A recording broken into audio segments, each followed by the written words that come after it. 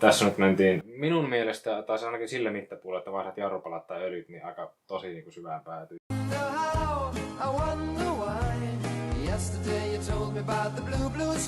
Terve vaan kaikille, mukavaa, että klikkasitte videosta.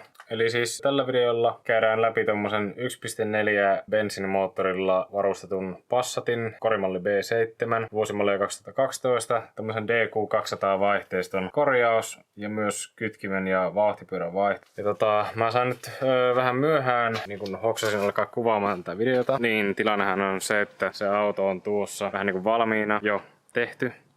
Koko vehe. Kerron siis tässä nyt vaan tämmösen lyhyen pohjustuksen tähän videoon. Itse projektin videoon hoksasin vasta siinä vaiheessa, kun alkoin niitä vaihteistoa purkamaan. Ihan niin kuin omaksi ilokseni ajattelin sen kuvata, että tiedän miten se ehkä menee takaisin. Joten jäi kuvaamatta niin sanotusti tästä alusta nyt niin kuin se koko prosessi, että otetaan se vaihteisto ulos sieltä ja autosta, mitä kaikkea sitä pitää purkaa. Mutta koska mä en niitä ole kuvannut hänellä, lykätään nyt Spore-niminen kanava. On hyvä video, missä se ottaa vaihteiston ulos semmoista nelivetoskoodasta. Siinä nyt on vähän enemmän tavaraa kuin tässä, mitä piti ottaa pois, mutta niin siitä näkee ainakin, että millainen meininki.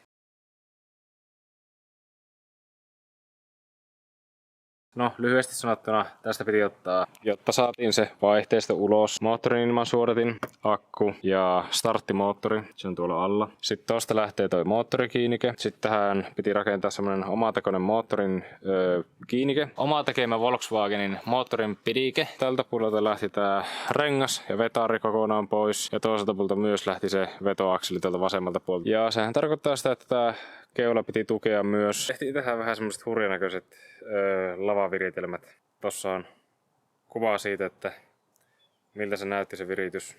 Oli suhteellisen turvallinen. Siellä se on se vaihteisto nyt. Toki nyt se on valmis. Yhdessä vaiheessa se ei ollut. Nyt on vähän helpompi hymyillä. Se on aika iso homma ottaa pois täällä kotipihassa tommonen, niin tää ei ollut missään tallissa tää auto, vaan ihan tässä pihassa. Siinä meni kokonainen yksi päivä, ehkä 12-13 tuntia ja siinä oli mulla vielä kaveri apuna, että hatunnosto sille kaverille, jonka YouTube-video nyt teille mainostin, niin se teki tän yksin.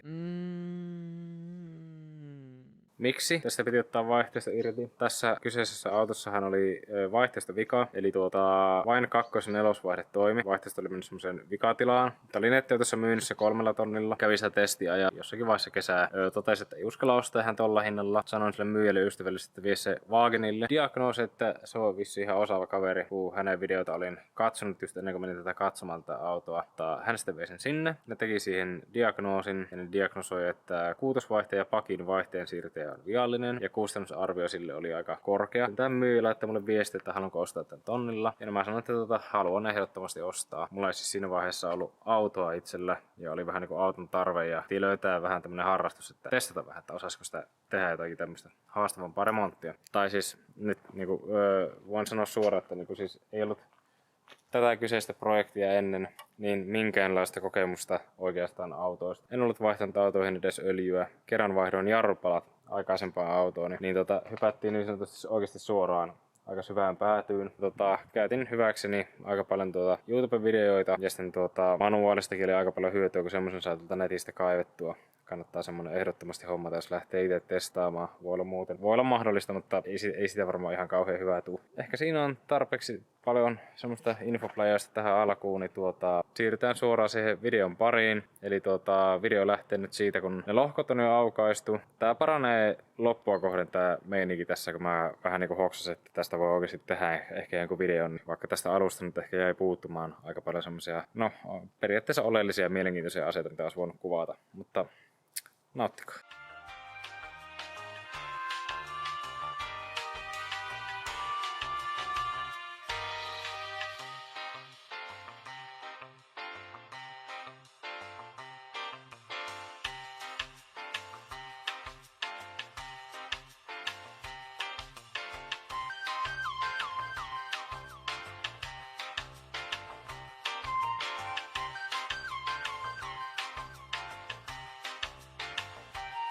No niin, eli tilanne tässä nyt on seuraavanlainen. Koko vaihteisto on purettu pöydälle. Ongelmatapaus vaihteen siirtohaarukka tässä. Eli nämä liukulaakerit on nyt syypänä siihen, miksi tämä auto oli näin halpa. Nähdään, en tiedä näkyykö se siihen kameralle kuinka hyvin, mutta tuosta on lainut palanen kokonaan pois tuosta sisemmästä liukulaakerin-pinnasta, joka sitten löytyy tuolta asentotunnistimen magneetilta. Sitten tää on jäänyt jotenkin jumiin, vaihteisto on mennyt suojatilaan ja se on sitten estänyt tätä kyseistä harpkaa liikkumasta tuolla vaihteiston sisällä. Tässä mulla onkin siihen tämä päitetty vaihteen siirtäjä, jossa on kiinteät nämä päät, eli tuota kyseistä ongelmaa ei enää voi syntyä. Ja seuraava hommahan tässä koko huollossa on se, eli täältä vaihteistosta saadaan tuo uusi päitetty siirtäjä tuonne, pitää saada nämä holkit nyt pois. On niinku tässä nyt se seuraava, tai no ei nyt ihan heti seuraava, aika lailla seuraava prosessi, niin saadaan ne paksummat tupit sinne sisään. Mä sain vihdoinkin haettua tommosen Stefan ulosvetäjän, niin saadaan täältä tämä kauhean haastava kytkimen toinen Stefa pois. Oli tuo lohkojen auki prässääminen vähän tälleen kotikonsteja aika nihkeä homma, niin mä en halua sitä toista akselia oikeastaan prässätä pois. Niin ostin siihen tuommoisen irrotustyökalun. Sitten kun noi on irti ja on saanut asennettua se uuden Stefan, niin sitten lähdetään kasaamaan ja katsotaan, että vieläkö tämä osaisi kasata pakettiin. Jos tästä nyt näkyy paremmin, niin tuossa on tuossa on nuo väkäiset. Ne puuttuu tästä alta. Ja nämä liikkuu näiden holkkien kanssa tässä vaihteistossa. Niin nämä täytyy nyt ottaa pois sieltä, jotta paksummat tapit, no kumitapit mahtuu noissa kyseisissä koloissa. Näistä on nyt irroitettu ne holkit. Ja jos joskus aiotte tehdä mitään tämmöistä remonttia, niin kannattaa ehkä ostaa tämmöinen liukuvasara. Noita ei saa tuolta millään muulla tavalla. Mutta ehkä pientä varovaisuutta suosittelen pitämään, sillä kun näkyy tuosta, niin tuo liukuvasaran painava osa raapi nyt tuota holkin paikkaa, niin mun nyt täytyy siistiä noi lovet tuosta, koska muutenhan se siirtäjä ei sillä pysty liikkumaan. Näille vielä todella huolellinen puhdistus. Sitten siinä ei ole muuta kuin aletaan kasaamaan ja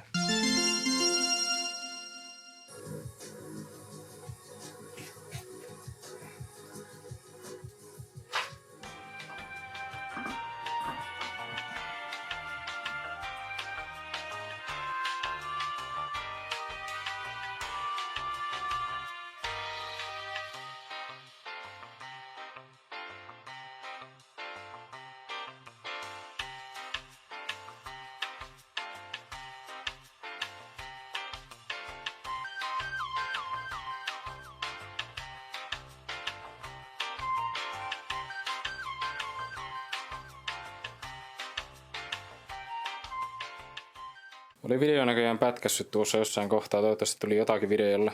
Mutta nyt on saatu asennettua differentiaali paikalleen. Toivottavasti se tuli videolle, mutta oli aika haastavahko prosessi saada noin kaikki tuonne ohjekirjan mukaisesti, jotta ei vahingoiteta näitä laakerikehikkoja. Piti laittaa silleen tuohon lohkoa vasten lepäämään nämä tuosta vahvasta osasta ja sitten koittaa saada tämä mahtumaan sitä välistä. On todella tiukka asentaa. Oli myös hankala ottaa se pois silloin, kun tämä purki. Näitä laakeripintoja tuossa piti suojella. Sitten piti vielä katsoa, että saadaan nämä siirtäjän käpälät tuonne urilleen. Se on aika oleellista, jotta tämä pystyy näitä vaihteita sitten valitsemaan.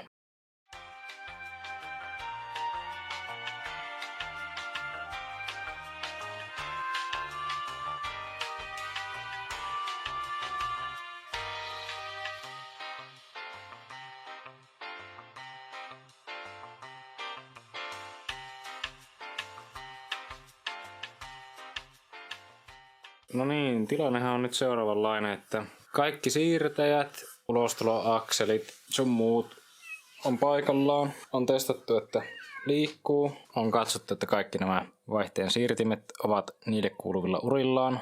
Ne liikkuu ylös ja alas noissa synkrorenkaissa. Magneetti on paikallaan. Liikkuu differentiaali ja ohjekirja käski pyörittää tuota ulostuloakselia, että se liikkuu kaikki vapaasti ja ne tuntuu liikkuvan. Sitten se käskee myös, että nämä pitäisi saada kaikki vapaalle. Sitten onkin seuraava vaihe, että laitetaan tuota tiivisteliimaa ohut saama tähän ympärille. Ja sitten lähdetään laittamaan ihan ohjekirjan mukaan tätä kiittää toista lohkoa. Sitä kuulemma pitää taputella tuosta laakerin kehästä tai sillä se toho saataisiin kiinni. Jonka jälkeen todennäköisesti siirrymme siihen mekatroniikan kiinni asentamiseen. Siitä mun pitää vielä öljyt vaihtaa ja niiden kytkinkäpäleen kumit. Että sillä viisi jatketaan näin.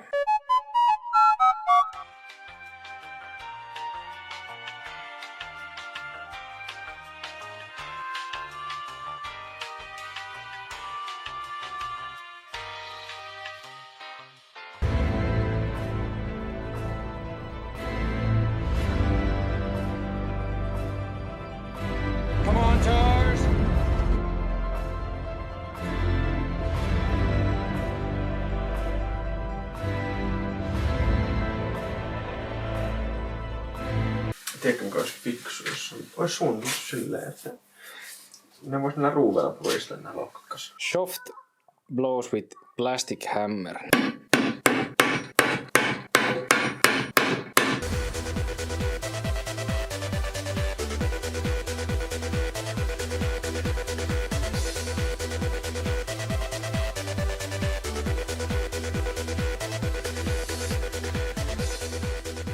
Lohkot on kiinni, kaikki pultit on laittu oikeisiin momentteihin. Vähän pelottavaa on laittaa näitä ohjekirjan mukaisesti, kun niihin tuli se 20, 90 astetta, näihin tuli 10 ja 45 astetta. Nämä ei ollut ehkä ihan niin pelottavia kääntää kuin nuo toiset. Ja tätä piti pyörittää koko ajan.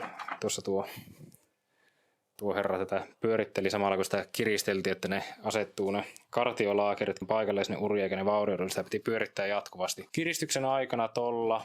Ja niin kuin se opaskirja vähän uhkailikin, niin näiden väliin tulee sitten rako. Ja tuo toi ylempinuista sai koskettaa tätä, tuolla on 7-vaihde, niin siihen niin kuin sai melkein koskettaa. Niin siinä sanottiin, että näin on. Niin täällä nämä vaihteen siirtäjät nyt tosi nätisti napsuu paikoilleen. Joo, ja seuraavaksihan on vuorossa siis pitäisi toi sisemmän akselin toi Stefa laittaa tonne. Mä siinä purkuvaiheessa mittasin, että kuinka syvällä se oli, koska mä epäilen, että jos ohjekirjassa ei olekaan, että mikä se syvyys on. Mä merkkasin sen, että se oli noin syvällä, niin mä laitan sen tohon syvyyteen. Sitten pitää laittaa nämä vetoakselitten Stefat vielä kiinni. Parkkilukko pitää laittaa kiinni, jonka jälkeen mekatroniikka kiinni. Siihen mun täytyy itse asiassa vaihtaa ne öljyt, jos en siitä vielä sanonut. Joudut tulla pussissa kaiken pölyn suojelta, se on erittäin herkkä laitos. Plus mun pitää vaihtaa siihen ne kytkinmäntien ne suojakumit huomenna, että mitä siinä tapahtuu. Joo.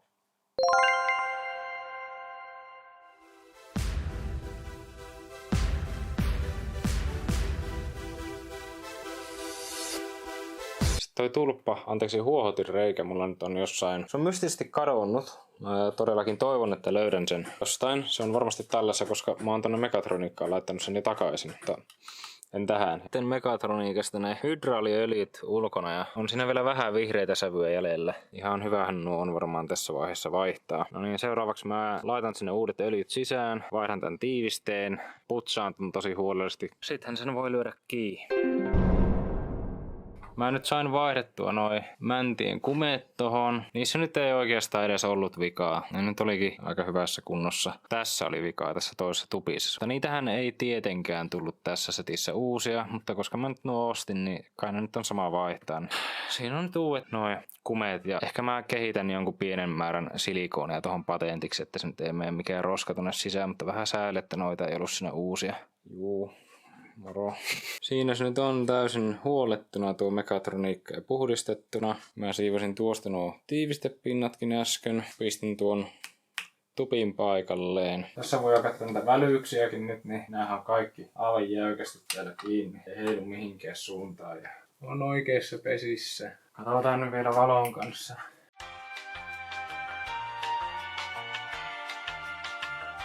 Nyt mennään ohjekirjassa siihen vaiheeseen, missä se kertoisi mulle, että miten tuo mekatroniikka laitetaan paikalleen, kun siinä nyt pitää mittailla noin nämä männät 25 milliä ulospäin, kaikki, jotta ne osuu näihin. Noin pitää laittaa johonkin tiettyyn asentoon, että se osuu niin. Toivottavasti tuo ohjekirja kertoo sen kohta, että miten ne laitetaan. Tilanne on nyt se, että nyt mä oon käynyt tämän ohjekirjan mukaisesti kaikki nämä vaihteet ja niiden vapaa-asennot läpi. Ne on nyt siinä vapaa-asennossa. Sitten Mekatroniikassa on nyt uusi tää tiiviste tohon vaihteistoon. Mä oon putsannut tän sisäosan tästä. Ja nää on laitettu nyt siihen asennusasentoon 25 mm ulospäin. Mikrometrille ihan hyvin tarkasti mitattu noin. Niin nyt mä koitan asentaa tän tohon vaihteistoon kiinni. Sitten sen jälkeen on vuorossa kytkimen asennus, joka itse asiassa on nyt tuossa. Siinä on myös vauhtipyörä. Laitetaanpa toi mekatroniikka kiinni. Noi ois osumassa. The Bluetooth device is connected successfully. Uusi kytkin on tässä pöydällä. Simmilevyt, nämä käpälät. Täällä on myös toi neurolaakeri sinne kampiottin päähän. Siinä tuli myös luojan kiitos tämmöiset tupit näille huohottimille. Mä alkoinkin miettiä, että tulee ulos noin öljyt Mekatroniikasta ainakin. Vaihteistosta nyt ei, kun en ole vielä laittanut. Se pitää muistaa tehdä. Tätä nyt pitäisi uskaltaa alkaa laittamaan. Mä tuossa vähän luen ohjekirjaa pidemmälle, että nyt ei tule semmoisia yllätyksenä vastaan. Laitan siihen ne kaavat valmiiksi, sitten piti tehdä jotakin alustavia laskelmiakin. Toi lukkorengas laittaa tonne kiinni, sitten mitata se etäisyys, sitten ottaa nämä kytkimen toleranssit huomioon. Valmistustoleranssit tästä siis. Nyt pitää vähän ottaa ihan rauhallisin askeleen eteenpäin, koska tää on nyt se vaihe, missä tää menee oikeesti pieleen, jos tää menee pieleen. Mä alan perehtymään tähän ja palataan myöhemmin asiaan. Nämähän meni aivan pieleen ja laskin ihan ylimääräisiä lukujakin tuossa kaiken jännityksen johdosta. En ymmärrä, mistä tämä luku tulee, tuo ei ole mahdollista. Miljoona eri asiaa tässä ohjekirjassa, mikä tuosta pitäisi osata mitata, mutta B2, minkä mä laskin, se pitäisi olla siihen lukkorenkaaseen asti, niin mä en ymmärrä, että miten sitä voi saada aikaan 2,4 milliä. Nyt mä tiedän. Mä tein saman virheen kuin tässä ekassa lapussa. Mä laskin sen tosta tohon, vaikka se pitää laskea tästä ruulerista tuohon. Joo, no niin, se pääsikääkin järkeen. Sitähän näkee Hoksalta tässä selittää nämä omat virheet.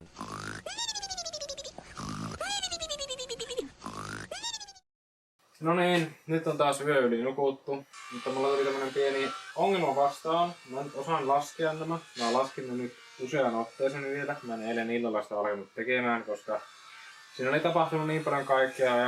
Ajatuksen kulku ei ehkä ollut tarpeeksi suora siihen, että olisin halunnut alkaa näin tarkkaa vaihetta tekemään enää moneen kertaan, että niihin kehtäisi tänään enää luottaa niihin mun edellisiin laskelmiin. Mä lasken nyt vielä moneen kertaan, tai siis mittaan ja lasken. Ja se mun ongelma oli se, että tässä ykköskytkimen simmissä, tässä näkyy tässä reunassa, niin tässä on tää kiiltävä osa ja tää tumma osa. Niin no, joku kokenut mekaanikko nyt varmasti nauraa tälle, että niinku, eihän tää ole näin vaikeeta tai monimutkaista. Mutta mulle se on, kun mä en ole tehnyt tätä koskaan aikaisemmin. Puolustuksekseni LUK:n ohjeessa se tehdään sillä LUK:n omalla hienolla työkalulla, missä näitä ei tarvitse mitata. Mutta tässä Volkswagenin omassa ohjeessa näitä pitää tuolla työntömitalla edelleenkin mittailla. Ja sit pitää valita se simmi. Ja koska mä oon tilannut tän suoraan LUK:lta, niin se tarkoittaa sitä, että mulla ei ole täällä sitä OE-numeroa, mikä on tuolla ohjekirjassa, ja joka olisi tässä, josta on tilattu Volkswagenilta, hyvin todennäköisesti. Niin mä en voi suoraan verrata sitä siihen ohjekirjan taulukkoon, joka kertoisi mulle, että kuinka paksu tämä kyseinen simmi on, vaan mun täytyy mitata. Jossa tullaankin sitten siihen mun ongelmaan, eli nämä on eri korkeudella, nämä kaksi reunaa tässä. Tämä koneistettu on korkeampi kuin tämä reunimmainen täällä. Ja siinä on todella iso ero. Eli tää menisi ihan pieleen tää kytkimen asennus, jos sen asentaa sillä väärällä. Ja mä kävin tuossa merkkiliikkeessä 2 paikkaa kyselemässä vähän apua. Sitten mä nyt katsoin, että kelle mä soitin. Kaarahuolto. Missä tää nyt onkaan?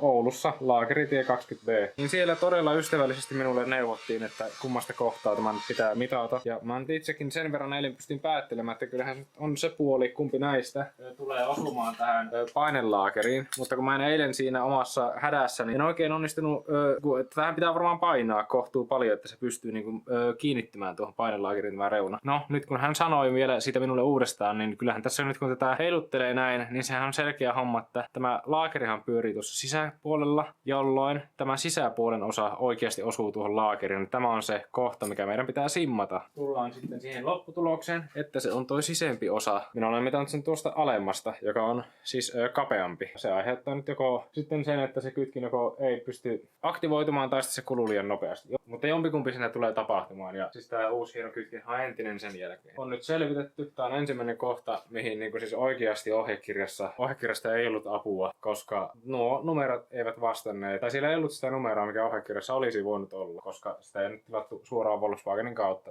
No niin, nyt lähdetään laskemaan tätä simmilevien kokoja uudestaan. Mä teen näin varmaan 2 tai 3 kertaa vielä, jotta mä saan varmasti niinku samaa lukua näistä aikaiseksi. Ja sitten katsotaan, uskallanko mä luottaa näihin mun lukuihin. Niin tehdään tästä vaikka semmonen nopeutettu versio.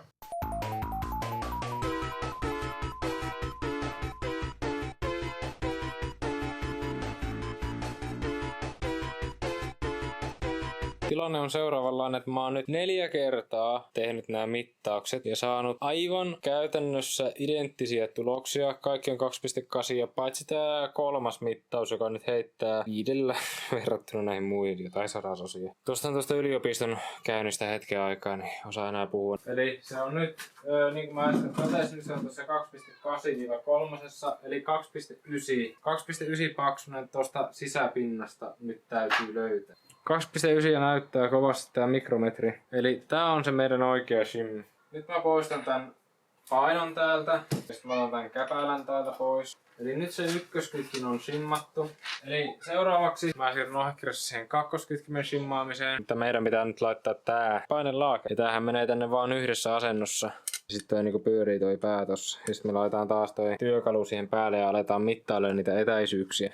Joo, eli tuli toi muistikortti. No, tietenkin täyteen just tuossa. Mä kakkoskytkimen simmailun aikana. Mä nyt olen vihdoinkin siinäkin onnistunut. Mielestäni mä laskin senkin 4 kertaan, jotta mä sain tasaisia lukuja. Täällä on yksi tämmönen eroava luku, joka eroaa 10/100 millimetrillä, joka on aika iso heitto. Se silti asettuu vähän niinku tän saman skaalan sisälle, eli se ei sinänsä olisi siihen simmiin vaikuttanutkaan. Niin oletan, että siinä on joku mittausvirhe mulla käynyt. Toi tyyntömitta heijahtanut tai jotain.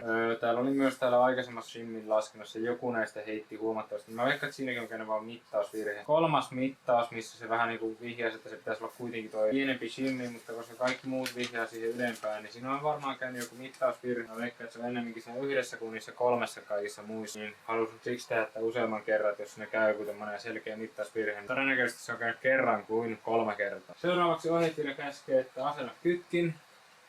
Niin asennetaan se kytkin paikalleen.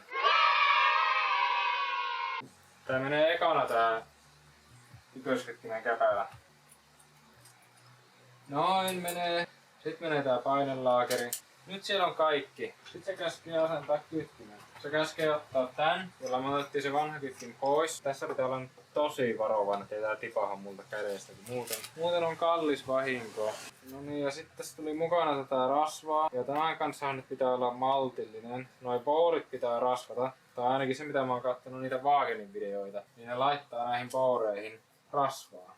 Niin se vaan käskee tällaisen nostamaan, niin tehdään sille. Ei vittu pelottaa.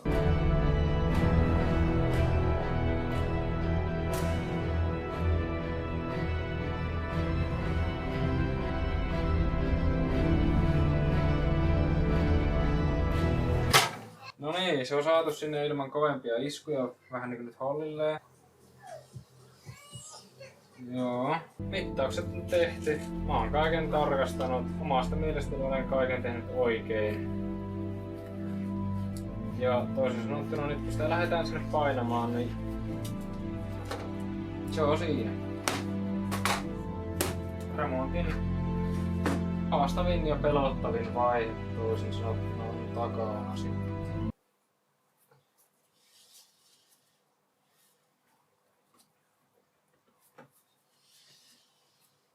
Katsotaas. On siinä vielä matka, että me saadaan se rengas sinne paikalle. Joo, musta tuntuu, että se lukkorengas menee nyt. Joo, toi niinku tää puoli on kapeampi, niin se pitää meidän saada ylös. Sitten se ei pääse varmaan sieltä koskaan vahingossakaan irtoamaan. Noin.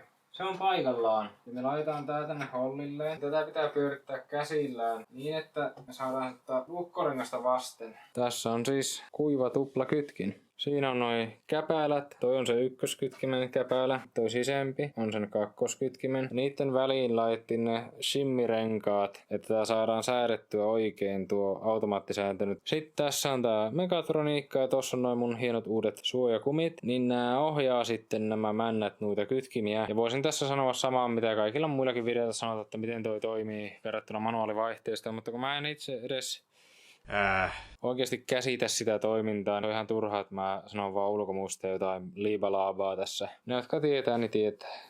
Kyllä te tiedätte. Nyt pitäisi laittaa, ja tää oli nyt vissi se ykköskytkimen se semmonen rinkula, joka napaa tästä sisäakselista. Täällä on tämmönen merkki, lukitusrengas, ja sitten tässä on tää ratas, niin täällä on nyt tommonen merkki. Se on tuossa. Tuossa sisemmässä urassa on toi kultainen merkki. No nyt se käy järkeä. Se merkki on varmaan vaan mun kaltaiselle tyhmille. Mä katson tätä vielä tarkemmin. Niin tossa on tämmönen iso lätyskä. Tuolla on paikka sille. Tää on tämmönen ura taas. Niin se toinen. Noin. Nyt se käskee vielä testata, että tää pitää pyöriä ilman vaikeuksia. Tää pyörii todella hyvin ilman mitään vaikeuksia. Eli siis toi aukko tossa mikä on, niin se haluttiin niinku tohon merkille. Eli tuossa on tuo lukkorenkaan pää ja tuolla tuo. Niin se aukko haluttiin tähän, missä on tää kultainen merkki. Sitten mä menen vaihtaa vauhtipyörää tonne sateeseen. Ai niin, pitää mun käydä repii se neulalaakerkin vielä pois. Se mua oikeastaan vähän hirvittää. Mä haluan nyt tässä välissä vielä vähän puhua siitä neulalaakerin irrottamissaakasta. Että jos joskus teette itse tätä, niin säästätte siltä samalta stressiltä ja tuskalta, mikä mulla siinä oli. Jos tää epäonnistuu, irroitus siis, en tiedä miten sen voi koskaan saada pois sieltä. Se oli aika lähellä se epäonnistuminen. Niin kuin monella videolla näin, niin sitä koettiin ottaa tällä liukuvasaralla pois. Tämähän lipsahti sieltä pois lähes koko ajan. Mä hakkasin sitä ja koitin hakata sitä ulos sieltä varmaan puoli tuntia ja mitään ei tapahtunut. Niin sitten mä kävästin Motonetissä ja ne myi tämmöstä sisälaakerin ulosvetäjää. Tähän pienen tämmösen muutoksen hitsasin tämmöstä tosi paksua lattarautaa, jotta se saatiin myös tarpeeksi pitkälle tukemaan siihen rattaaseen, mikä sillä kampiakselilla on. Niin siinä kävi sitten semmonen vahinko, tai ensimmäinen vahinko. Niin tosta toi huuli repesi kokonaan rikki, tuolta näkyy. Se tarkoittaa, että siinä oli nämä 2 yritystä tai 1 yritys jäljellä irrottaa sen, ennen kuin se menee ihan paskaksi. Niin sitten mä hitsasin siihen nämä lisäosat ja kappas kummaa, sitten se tulikin ulos sieltä. Ja kannattaa muistaa kaivaa toi kumitiiviste tuossa huule alla, niin se pois sieltä, että ne hampaat varmasti puree sinne tarpeeksi syvään. Niin sillä tavalla nämä saa irrotettua. Ja käytin myös semmoista jäädytysspreitä, niin se vähän ehkä kutisti sitä sillä kampiakselin päässä. Niin se myös varmaan edesauttoi sitä irtoamista. Mutta joka tapauksessa tuon halusin vielä mainita, koska tuo oli varmaan ehkä, ei nyt suinkaan vaikein mitä tässä on ollut, mutta yksi ehkä stressaavimpia työvaiheita, jonka pieleen mennessä varmasti menisi aika pieleen koko remontti, koska mä en tiedä miten tämän oikein voisi saada sieltä pois, koska tätä ei pysty hitsaamaan tätä itse laakeria, kun ei se tartu tähän, kun tää oli jotakin messinkiä tai mitä lie. Tai varmaan sitä jollakin voi hitsata, mutta minulla ei ainakaan siihen ole välineitä. En tiedä, keneltä olisin kysynyt apuakaan siihen. Ainakin projekti olisi venynyt huomattavasti.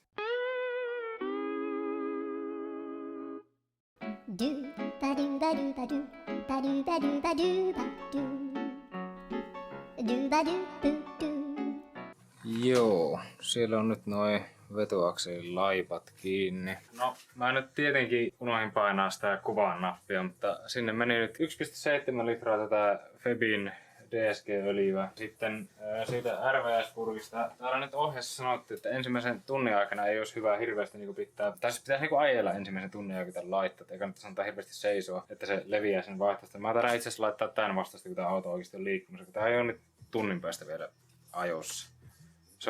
Mä oon aika varma siitä.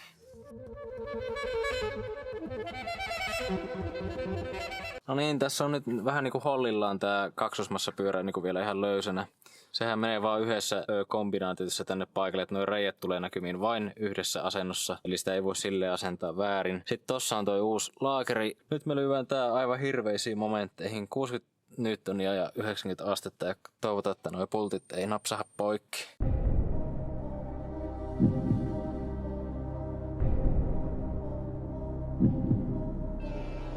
Saatiin eilen asennettua se vauhtipyörä. Mutta niin kuin siitä näkyy siitä videosta, kun mä alan sitä vauhtipyörää kauniisti esittelemään, niin moni saattaa ehkä hoksata, että sieltä välistä jäi jotain uupumaan.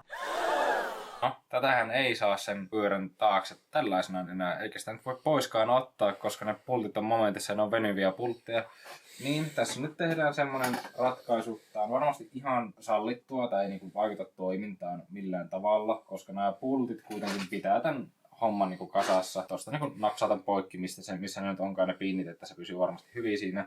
Tämähän nyt sinänsä niinku ei ole hirveän kriittinen tiiviste. Sitä voi tiivisteeksi kutsuakaan, koska tää on kuiva tää kytkin.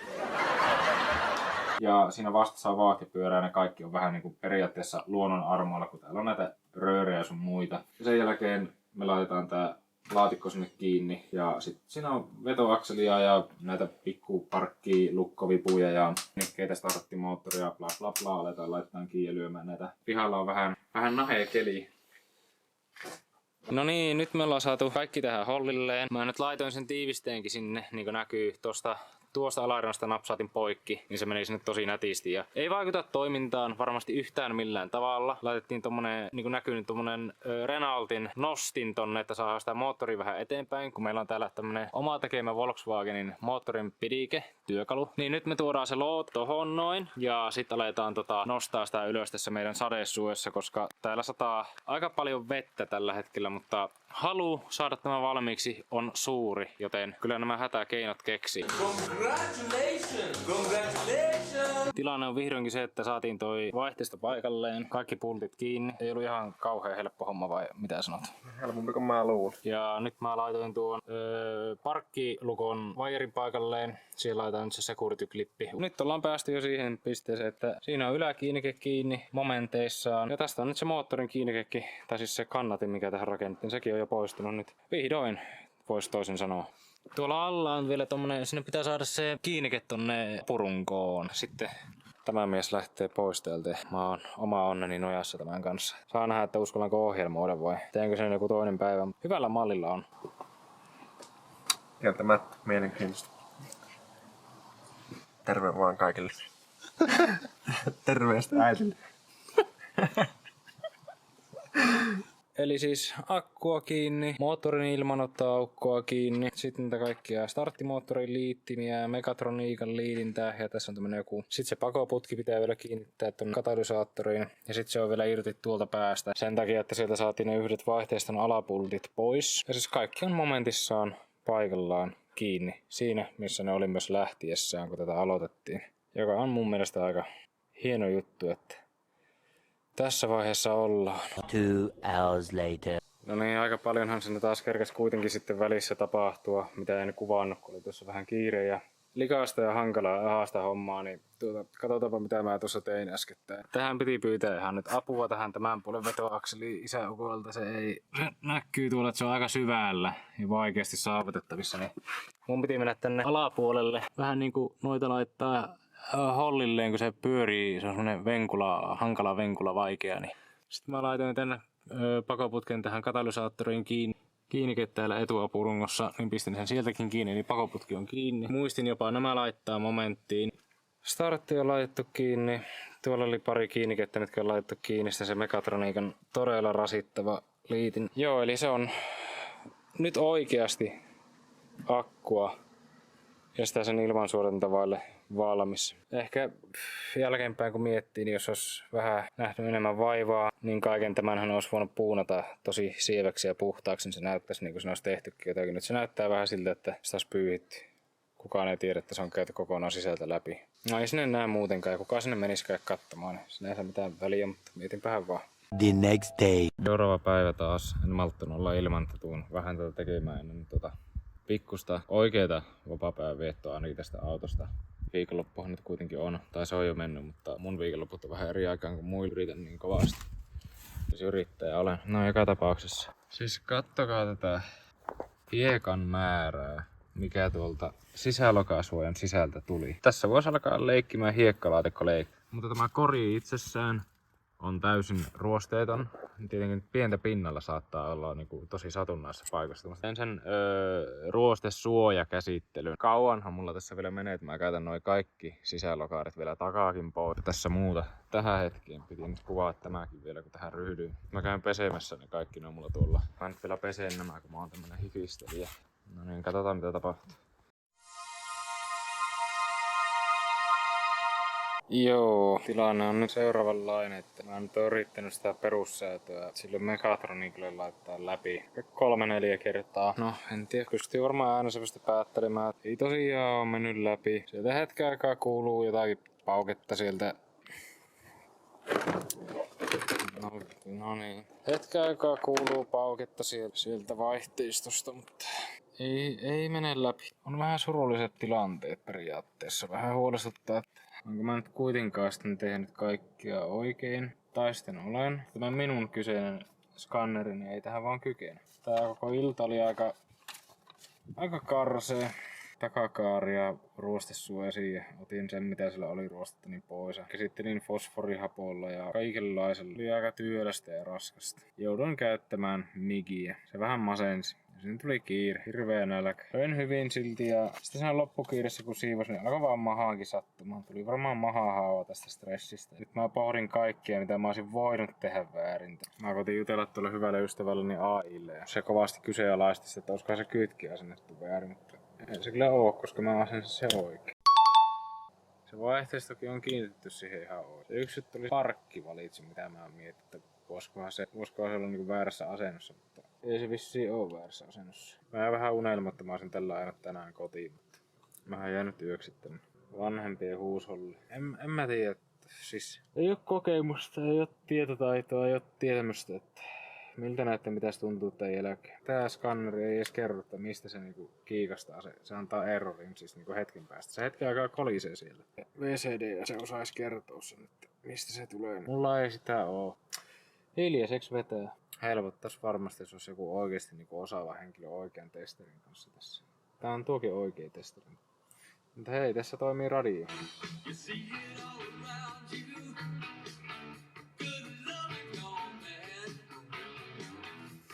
Joo. One eternity later.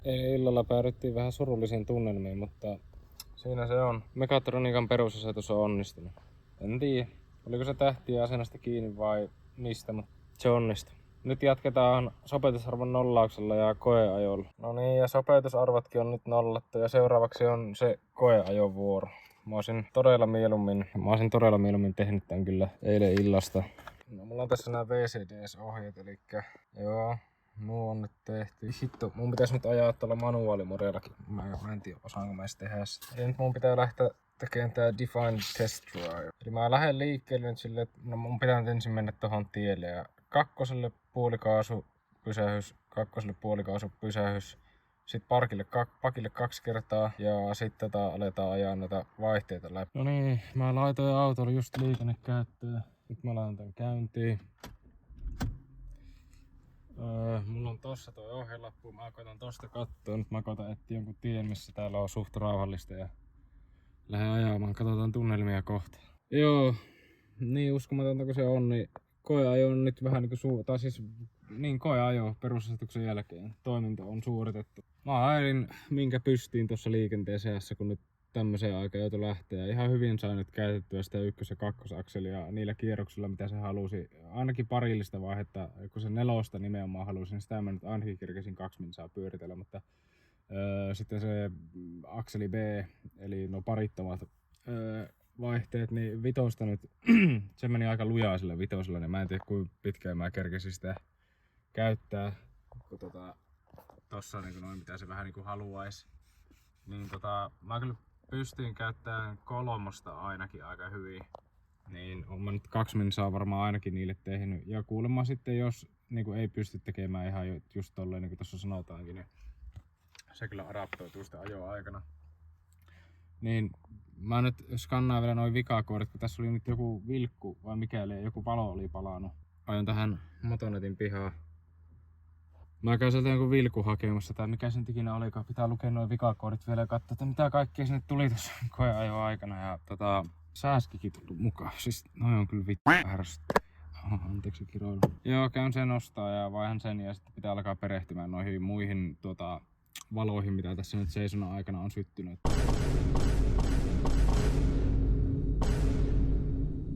Miten mä saan ne pois, koska se oli joku AB-ongelma. Toivottavasti mä en oo hajottanut mitään. Se selviää. Kaikki nää selviää. Jos toi vaihteistokin tuli kuntoon, niin kyllä niin nyt pari vikavaloa saadaan pois. Jää varmaan moottoriöljyt ostaa tässä joku päivä.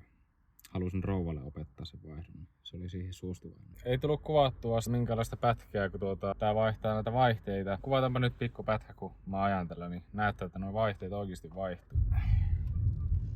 Päästäisikö mä nyt jopa 4. Noin 4 vaihtuu nätisti ja päästäisikö vielä 5. 5 vaihtuu nätisti ja tulee vielä takaisinkin alas oikein nätisti. Toimii tosi sulavasti kaikki vaihteet. On se mukavaa, niin ei tarvi vaan sitä 2. ja 4 käyttää. Näihin kuvia, näihin tunnelmiin. Nyt mä istun tässä Passatin kyydissä. Mä oon tehnyt sille perussäädön, sopeutusarvojen nollaustoiminnon ja sit vielä sen opetusajon tuolle vaihteistolle ja ajanut sen jälkeen tässä varmaan jo tunteroisen ainakin. Vaihteet vaihtuu niin, ettei sitä edes huomaa. siis jos tämmöisen oikeasti haluaa tehdä itse kotitallissa, kotipihassa, sulla on vähän työkaluja, hieman omaa tahtoa ja tiedonhakutaitoa, niin tää on ihan täysin mahdollista. Mähän siis otin sen kaverin kanssa ulos sieltä, purin koko vaihteiston, vaihdoin sinne vaihteiston sisälle osia ja kaikki muu mitä toi manuaali käski vaihtaa, jotka on niinku semmoisia kerran käytettäviä osia. Sitten vaihdoin vielä sen kytkimen ja vauhtipyöränkin. Se kaikki on siis mahdollista kotitallissa, jos vähän löytyy nokkeluutta ja halukkuutta. Käydään läpi ihan vähän näitä projektista syntyi minulle, kuluista myös mitä tulee, jotka ei liity edes tähän vaihteistoon, koska kaikki autot eivät ole täydellisiä. Ja sitten mä kerron myös, että missä tässä olisi oikeasti voinut säästää, jos olisi halunnut säästää, ja missä ei voi säästää. Jos oikeasti haluaa tehdä budjetilla ja luottaa siihen, että jotkut vanhat komponentit toimis. Tämä remontti, kaikki ne osineen, mitä sinne vaihdettiin, komponentit, mitä ne maksoi. Tästä nyt puuttuu tästä laskuista, jotain ihan pikkuhilppeitä sinne sun tänne. Tästä puuttuu kaikki puhdistusaineet. Mutta tässä on mukana öljyt ja myös se lisäaine, joka oli kallis. Se lisäaine ei ole pakollinen, mutta varmaan ihan fiksu. No joka tapauksessa. Tämä maksoi siis 1269 euroa ja 15 senttiä. Kaikki ne komponentit tonne koneeseen. Ja siihen päälle mun piti käydä ostamassa hirveästi kaikkea muuta pikkutyökaluja, piti käydä ostaa hylsyjä. Meni about joku 200 euroa. Eli jos ei ole omasta takaa kaikkia, ja kaikkia näitä ei varmaan olekaan tarpeeksi. Otetaan noi työkalut tästä vielä. Eli siis mitä mun piti ostaa. Ulosvedin, se liukuvasarasarja, kytkimen työkalusarja, työkalusen kytkimen mitoittamisella. Sitten oli toinen ulosvedin, joka piti ostaa sen takia, koska ei se vaan lähtenyt sillä liukuvasaralla se Campeaxin neulalaakeri. Sitten momenttiavain, nämä on kaikki vähän halvimmasta päästä, eli näissäkin on koettu säästää ihan hirveästi. Tämä maksoi 250. Ja siinä nyt ei ole edelleenkään laskettuna siinä työkalut tässä setissä niin kuin kaikkea perusjuttua, mitä sulla pitää olla. Sulla pitää olla ruimeessa tätä jne. Aika äkkiä maksaa, kun käyt muutaman kerran hakemassa, maksaa 10, 15, 20 ja pitää joka päivä käydä hakemaan joku puuttuu tai menee vaikka hukkaankin välillä. Eli siis tämä projektihan maksoi nyt yhteensä 1619 euroa 50 senttiä näinä kaikkina, mitä tähän oli pakko ostaa, jotta tämä saadaan kasattua ja korjattua ja osat vaihdettua. Eli siinä on se kokonaiskustannus. Nyt voidaan sitten ottaa huomioon tämä laskutoimitus niin sen kytkimen ja vauhtipyörän osalta. Niin tämän korjauksen hintahan olisi ollut reilusti alle 1000 euroa, jos en olisi tähän uusinut sitä kytkintä tai vauhtipyörää. Sinun autossasi olisi kuvitellaan, että varmasti hyvä kytkin ja vauhtipyörä. Niin tämän homman saa tehtyä kotona. Vaikka sun pitäisi ostaa nämä erikoistyökalut, niin alle 1000 eurolla pystyt korjaamaan tuommoisen vaihteen siirtäjä vian. Haluan painottaa, että nimenomaan vaihteen siirtäjä vian. Ja nimenomaan tässä DQ200 vaihteistossa. Ja tämän hinta-arviohan siis oli siellä liikkeessä, missä tämä käytettiin, 7000 euroa, jos pitää alkaa kytkimellekin tekemään jotain. Mutta otetaan nyt huomioon, että siinä arvioinnissa taisi olla mukana myös vaihteiston laakerointi. Ja perustelu heillä varmasti on siihen se, että koska siellä on hajonnut se siirtäjä, että se olisi hyvä vaihtaa, jos sillä jotain silppua. Mutta koska se siirtäjän palanen oli kokonainen, se ei ole käynyt missään rattaiden välissä, niin sinne ei ole tullut mitään ylimääräistä silppua siitä vauriosta, mikä siellä vaihteistossa on käynyt. Ja ne laakerit näyttivät erittäin hyväkuntoiselta, missään ei ollut yhtään uraa tunnettavissa. Ja siihen hain monta mielipidettä, että hyväkö noita vaihtaa, että onko ne hyvät. Ja ne todettiin hyväksi. Siis ne akseleiden laakerit, ne kartiolaakerit. Joitakin muitahan se käski se manuaali vaihtamaan, kun ne siinä irrotuksessa kohdistuu painetta niihin kuuliin. Niin joka tapauksessa. Ja mä laitan nyt tähän vielä sen RVS-lisäaineen. Sanotaan nyt vielä tämmönen lopputulema tässä, että tää auto nyt oli sen erinäisten kikkailujen jälkeen. Tää maksoi 1 000. Kuljetus 200. Remppa 1619 ja 50. Eli tämähän maksoi siis 2819 euroa 50 senttiä tää koko auto. Ja tää on nyt ajokuntoinen, ehjä. Oikeastaan aika hyväkuntoinen, koska tässä on uusi kytkin ja vauhtipyörä ja päivitetty siirtäjä. Niin tämähän on nyt siis, tämä on huolestuttava vaihteesta, öljyt on vaihdettu näin edespäin. Niin tässähän nyt on tilanne on se, että tässä on alle 3 tonnin erittäin hyvin varusteltu automaatti DSG Passatti. Tämän toki mun työlle mä en ole, omalla ajalla mä en ole laskenut mitään hintaa. Siitähän se varmasti sillä korjaamassakin suurimmaksi osaksi tulee, että ne myy ammattitaitoaan siellä, niin se on kallista. Niin tässä on alle 3 tonnilla. Varmaankin tässä kunnossa ihan helposti yli 6 tonnin auto, ehkä 7-8 paikkeilla, helppo. Niin sanoisin, että jos jaksaa nähdä vaivaa, haluaa vähän yrittää. Kovin edullisesti voit saada itsellesi, riippuen siitä lähtöaiheesta, millainen se auto on, niin aika erittäin hyvän menopelin, jos jaksaa nähdä sitä vaivaa. No, ehkä voisiko tästä nyt tehdä vielä jonkun johtopäätöksen, että kannattiko tämä? Minun mielestä kannatti. Tämä oli mielenkiintoista, haastavaa, aikaa vievää. Piti opiskella paljon, pohtia paljon. Oli vähän niinku semmonen, miten se nyt sanoisi, erityyppinen juttu kuin vaikka mitä joskus mopo-ikäisenä aikoina jotakin mopoa saattoi vähän korjata, niin huomattavasti mielenkiintoisempi ja monimutkaisempi projekti. Ja jos jostain syystä joku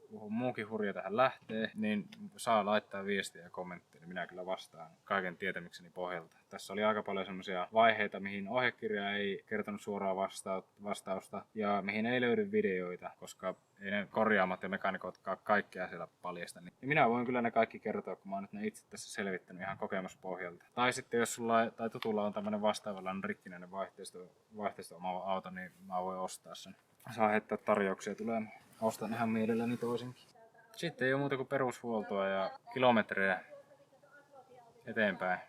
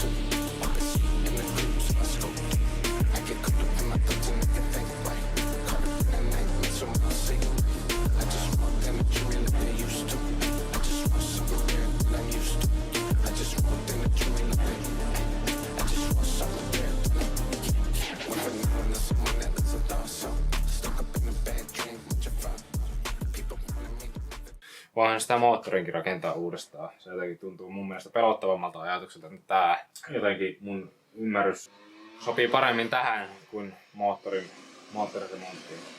Moottorissa on